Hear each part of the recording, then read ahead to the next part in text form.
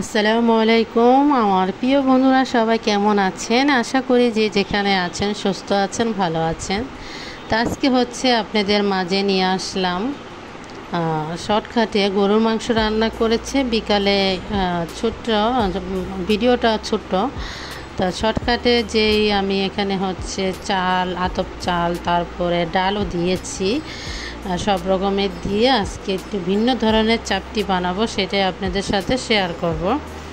তো এখানে মসুর ডালটা দেওয়া অনেক কালারটা ওরকম হয়েছে। ডাল দিয়ে মানে আমরা তো শুধু সচরাচর চাল দিয়ে করি, ডাল দিয়ে কিন্তু চাপটি বানানো খেতে খুব ইয়ামি। তা আজকে আপনাদের সাথে এটাই শেয়ার করব, দেখতে থাকেন।